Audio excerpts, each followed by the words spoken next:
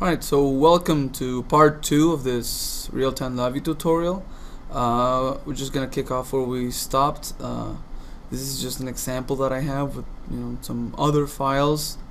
This is an example that I have here, and so here's the VI that I'm gonna be working on. So I'm gonna go ahead and hit compile, because all the changes that we just did, we just wanna be able to compile them and generate a file with this information, which we're gonna call later on. So this part of the video will just focus on the generation of that file, that single file that we need in order to tell the system, okay, this is the programming of the FPGA we want. So it'll have the changes that we did to the the amount of analog inputs and outputs, and the digital inputs and outputs, and so on. So you'll see a window of like this that says generating intermediate files. It may take a while, take a couple of minutes, maybe like 5 to 10 minutes, I would say. Here I'm fast forwarding this part of the clip, because I'm not gonna have a video showing the 10 minutes of it, but just so you have an idea of what the window looks like. In my case, it has 7 stages it has to go through, so it gives you more or less an idea. And this is just setting up for compilation. Compilation takes even longer, at least for this example that we're running here. So you'll be able to see that. So yeah, like I said, this is generating the files that are needed, the intermediate files, to then begin the compilation. So once this is done, another 2 windows will pop up, which will show the progress of the compilation. Alright, so it should be finishing up. Not quite. There we go. And there's the first window, and there should be another one coming up as well. There's the second one.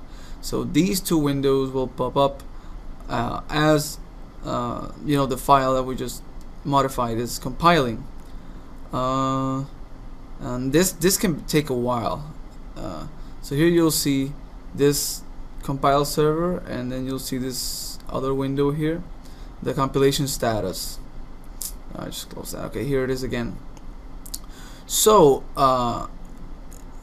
the times I've run this, it usually takes up to 20 minutes, maybe may take even more depending on the complexity of the VI you're running. But yeah, for me, for this example, it usually takes 20 minutes. So I just fast forwarded it. You can see here it says the compilation closed successfully, and here we have an idle message. That's the indication that your compilation went well. That's the indication that you want to look out for when you're doing a compilation of these files. So I'm gonna go out to this folder, which is you can just pause the video and copy it from here. It's within program files, and you can see here it says FPGA bit files. So what we just compiled generated a file which it's saved in this folder, which is this one right here.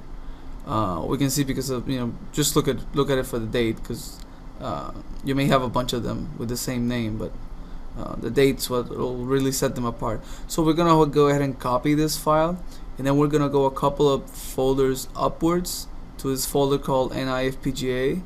And just so you're not confused, there is another folder called FPGA bit files on this higher level folder. There's 2 FPGA bit file folders, the one where you got the file from, and this one, which is a higher level, so to speak, in the folder hierarchy. So we're gonna go ahead and copy it here, and then we can see this other files, a bunch of files that I have.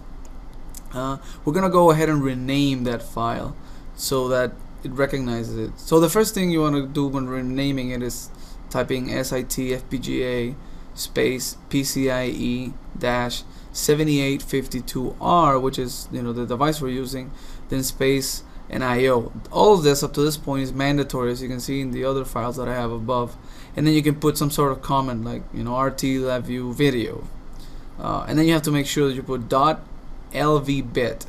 So you're making sure that you're saving it as an LV bit file. So you're done with this part. Now you can go ahead and build your actual model to be used with real-time LabView. So see you in part 3.